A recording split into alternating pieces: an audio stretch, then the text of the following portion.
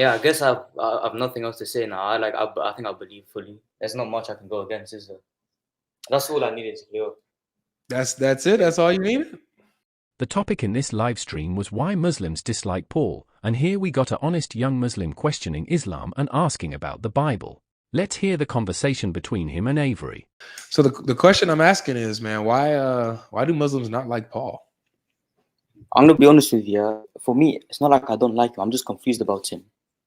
But Okay. it's like but I've seen it's because there's a lot of against and for him, you know. So I just want to clear it up.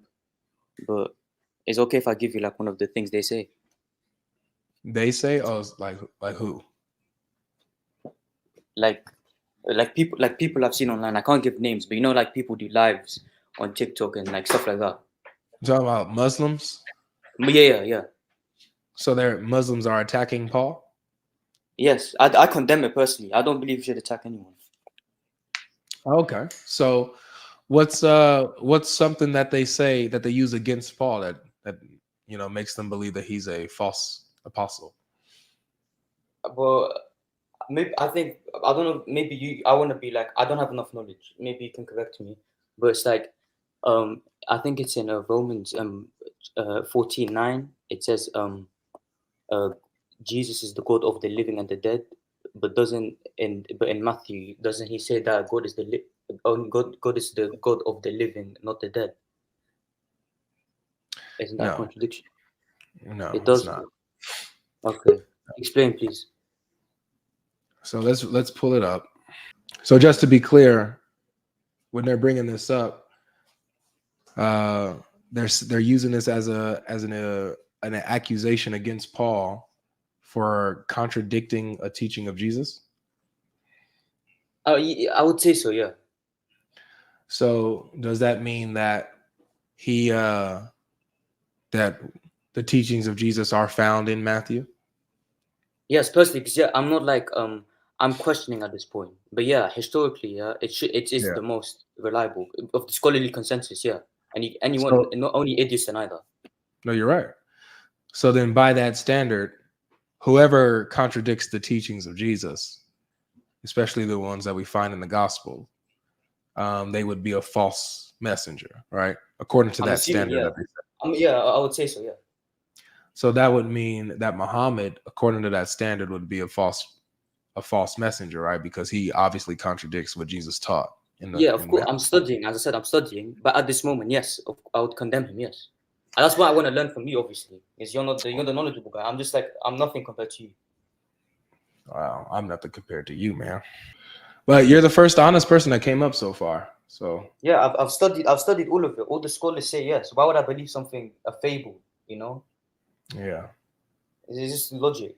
You know, you don't need a whole faith to say to go against that. Yeah, exactly. All right. So this is what is happening in Matthew 22. So in Matthew 22, let me put it up on the screen here. In Matthew 22, you have they're asking, let's see here, about the resurrection. So the same day, Sadducees came to him, who say that there is no resurrection, and they asked him a question, saying, "Teacher, Moses said if a man dies having no children, his brother must marry the widow and raise up offspring for his brother. Now there were 7 brothers among us. The first married and died, and having no offspring, left his wife to his brother. So to the second and third, down to the 7th. After them all, the woman died. In the resurrection, therefore, of those 7 men, whose wife will she be? For they all had her." But Jesus answered them, "You are wrong, because you know neither the scriptures nor the power of God. For in the resurrection, they neither marry nor are given in marriage, but are like angels in heaven. And as for the resurrection of the dead, have you not read what it was said to you by God? I am, not was, but I am the God of Abraham, the God of Isaac, and the God of Jacob. He is not God of the dead, but of the living." And when the crowd heard it, they were astonished at his teaching. So he is refuting them with their thinking of there being no resurrection. He refutes them about there being a resurrection. And then he adds on to this the evidence that the believers who died are actually still alive, even more alive than we are here on earth, because they're with God. So he says, so these people who, like, for example, Abraham, Isaac, Jacob, they've passed away. However, they are alive with God. They're Yeah, alive yeah. with I've heard of that. Yeah, with the, like the Right. Catholics and stuff like that. Yeah, I've heard of that. Yeah. It's just the last time So, I've heard. mhm. So that's the context in which he's saying. Abraham, Isaac, and Jacob, they are alive. They are living. They are with God. That's why God says, I am their God still. Not was in the past tense, I am. Right? They're still alive with God. Now, Romans 14, it's a different context here. Romans 14 now. Wait, can I just say something quickly? Sure. So about the part where it says not the dead, what does that mean then? He's showing You said they them, were living. yes. So he's showing them that the followers of God, the believers here, they're not, they didn't cease to exist. They are conscious, they are alive with God. Right? So Yeah. with them, they think that there is no resurrection, that's it. There is no resurrection. That's it. Right? And Jesus is refuting that, showing that even Abraham, Isaac, and Jacob are alive. Oh, so when he says the dead, he's talking about the people that said that Abraham was dead. Yes. And Okay. all See, of them are dead. Right? So now over here in Romans 14, let's read this in context here.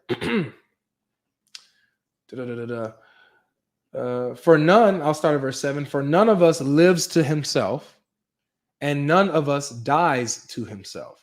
For if we live to the Lord. And if we die to the Lord. So then, whether we live or whether we die, we are the Lord's. We belong to him. For to this end, Christ died and lived again, that he might be Lord both of the dead and the living. So whether you live, you belong to the Lord Jesus. Whether you die, you belong to the Lord Jesus. That's the context that Paul is referring to. Okay, I have no words. Okay, I get it now. It was a stupid argument. Okay, Yeah, it's a stupid argument, but that's what they come up with. That's what they do. Yeah, I guess I've nothing else to say now. I think I believe fully. There's not much I can go against, is there? That's all I needed to clear up. That's it. That's all you needed. Wait, is it okay for us something, but it's not on the topic? Sure. Is this like how do I study further? Do I just look at the church fathers or stuff like that? Or yeah, if you want to look into the history of the church and the interpretations of the church fathers, you can go ahead and look into church history, church tradition. That's a good place to go to see how they interpreted certain verses, certain scriptures, see what the church was unified on, when it comes to theology, the deity of Christ, the Trinity and stuff like that, see how they explained it, see the heresies that they come against and how they refuted these heresies, right? Like, the people who rejected the deity of Christ, or even people rejected that Jesus was human. They believed he was divine, but not human. So you got the church that constantly deal with these heresies that are popping up. And so you see how Christian theology is sharpened and over time. It's because I've seen people like Athanasius, but I know there's a lot of the types of churches. Some of them condemn certain people. So I'm who do I look into specifically? You know what I'm talking about them. And look into all of them. Look into all of them. Look into what Irenaeus teaches, Ignatius. Look into Polycarp. Look into Eusebius, because he breaks down a lot of the history of the church. And look into all of them, man. Okay, you'll be all right. Man. All right, Thank you. Take care of yourself, bro. Have a nice day. You too. May Lord Jesus guide this young man, since he's honest and seeking for the truth. Whatever Muslims bring this point up as contradiction are very dishonest. When it comes to the Bible, they ignore the context, but if you were to ignore the context of Quranic verses and point out a contradiction, they would have been pissed. What are your thoughts about this one? Let me know.